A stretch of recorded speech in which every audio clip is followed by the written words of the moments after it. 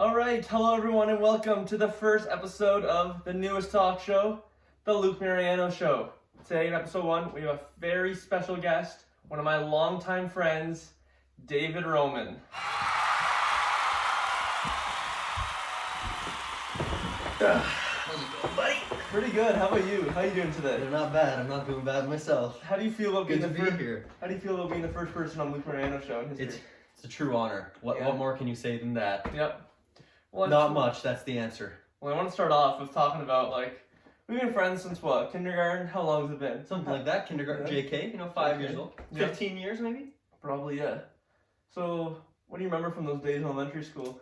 We're at the same JK activity table. Yep. Always doing different assignments, coloring in the lines, trying to spell different words. Yeah. It was just me, you, one other guy. I can't quite remember his name off the top of my head. Yeah. I remember I was ugh.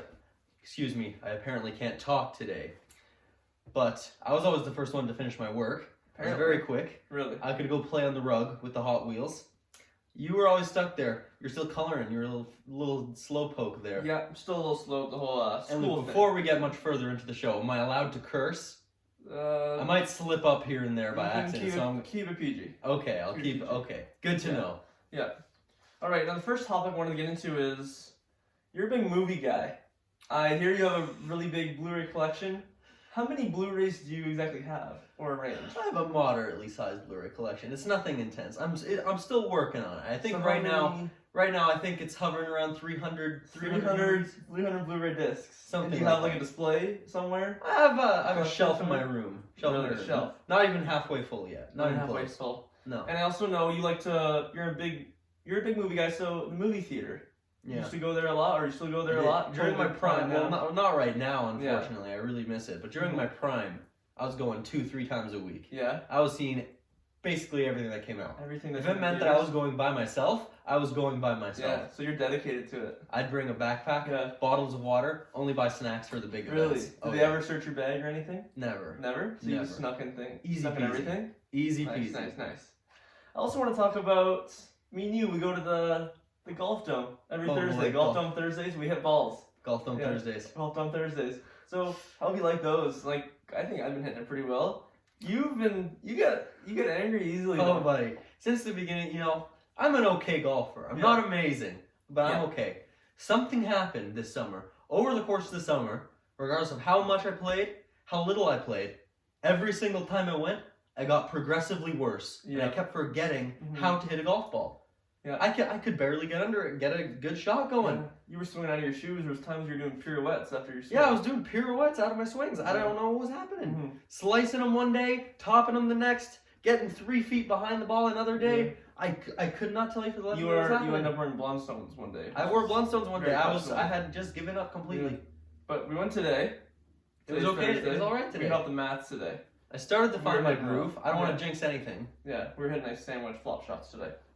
You have a cottage in Collingwood. We played a couple rounds there. Well, we played 3 or 4 rounds there. Oh boy. Those were some rounds. A lot of memories from those rounds. I remember the one round you iced me with a big liter... 2 liter Smirnoff? 2 liter Smirnoff. Oh yeah. That was a bad couple holes for me. Because I was coming down from it. Oh yeah. Also, I remember you stole some Pro V1s or something. Hold on a minute there, Luke Mariano. Stealing is a very misleading term, okay? Yeah. My mother, okay? Yeah. The beginning of quarantine and the lockdown and everything, she was going for walks on a golf course because it wasn't open. So she just thought it was a pretty place to go for walks. Yeah. And she'd always go with her now fiance, and she would go in the woods and just pick up golf balls. Yeah. She decided to start selling them. I took the Pro V1s she found. I had about 25 of them, okay? Yeah.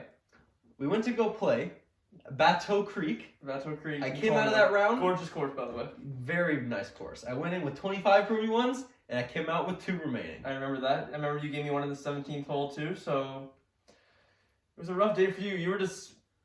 If you swing, woods, into the bag, drop, let's go again. Sometimes I'd hit a good one, but I just picked too much club. Yeah. It just wasn't working out that day. It was a rough day for you, I remember. Can't say it was working out. It was a rough day. Alright, now I want to move into something that you really enjoy, I know. The Overwatch League. Oh. Do you want to explain what that is and when did you get into that type of stuff? I see. So let's see. Overwatch, video game. Okay. It's made by Blizzard. Mm-hmm. Okay, and it's a 6 versus 6 first-person shooter, Uh-huh. hero-based shooter. So all the characters on your team, they fill different roles. They have different abilities, Uh-huh. and you have to face the opposing team. Yeah. And you have to complete objectives. Yeah. More or better, I suppose, than they do, Yeah. using these different heroes on different maps. Uh-huh. And the Overwatch League is basically a franchise sports league, but for Overwatch.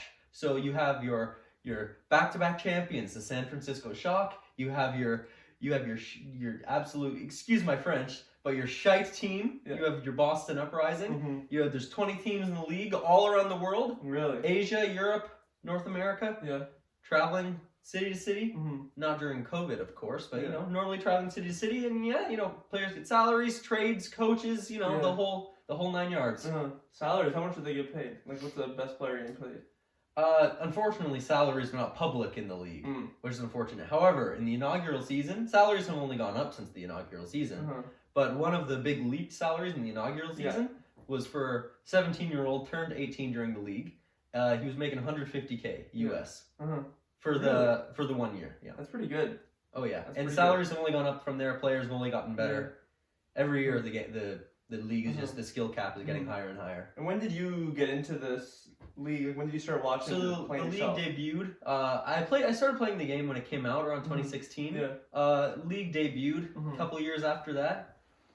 Season 3 just finished off. San Francisco Shock won it again, of course, back-to-back champions. Season 4 should start up in like April now. With actually a new game. Overwatch 2 is coming out. Really? Lots of new maps, lots of new heroes. Gonna be a big shake-up for the scene. Yeah. So.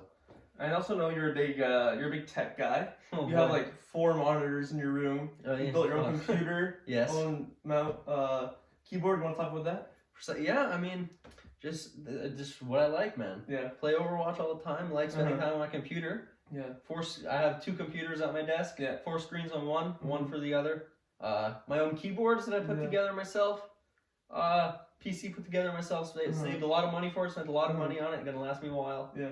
It's where I spend most of my time. Also, your bedroom's like a whole nother experience. Oh, you got boy. a disco ball in there. You got a couch, a couple chairs like these. Oh, like, yeah. You can host quite a party and even have a couple girls in there, maybe. Yeah, maybe if I get lucky, maybe there's a couple girls in there. Yeah. No, I'm just kidding. I have a very lovely girlfriend. Oh, okay. We were very happy. Yeah. But yeah, I got lucky. I have a big room. My mom took the entire top floor of the house and renovated it to be a master suite. Yeah. So when she moved out of the old master bedroom, I moved in. I claimed it for myself. Kind of worked up, painted it. Yeah. Worked on it. Now it's a cool little place to hang out. Alrighty. Yeah. Also, it was great talking to you. Before we end this, I got a little game, a couple would you rather's here.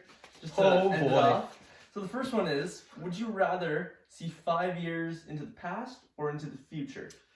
Whew. And why? I don't think I want to see into the future. No? I don't think I do. Because you can't change the future. If I'm seeing the future, that's what the future is. I can't change it now. Yeah. That's where I'm headed. Yeah. I think I'd rather go back, relive some old memories. Yeah? Oh, yeah. Would you change anything in your past? You don't have to say it, but would you? No, because I don't know what's going to happen to me right now. That's true. Just gotta go. I would just Very go true. back, relive some good times. I think I would do the past just to relive the times, too. Exactly. And the last one is kind of a weird one. Would you rather have every traffic light you approach be green, or never have to wait in a line, like a standing line again? What you'd rather do? I'd never wait in a standing line again. Really? Red lights do not bother me that much. Really? It doesn't take that much time. You sit there, maybe 1 minute you lose. Who cares? Yeah. If I go to Disneyland, I don't have to, or go to Universal Wonderland, I don't have to buy the like $200 fast pass. I can just get on every line. I can ride everything. It could be so efficient during the day. That's very true. I don't know. I think I'd maybe want to do the traffic light. You just get everywhere so quick. But then again, because what if you happen to be in a rush one time, then you gotta wait all those red lights. If I had that green light thing. Or imagine you want to get concert tickets and you have to, for some reason you're old school. You're old school that way. You're going to the ticket booth. Yeah. Like in real life to go get the tickets. You don't have to wait in that line. Just boom. That's true. You that have could be no worries, no stress. That could be good when I'm buying Killer Roy tickets while I'm wearing my Killer Roy shorts. Shout out to my friend Jackson. All right, well, that will conclude the first episode of the Luke Mariano Show. I'd like to thank David Roman for being the first guest on the show. Thanks for having me. It's true. It was great having you. We'll see you next week, guys.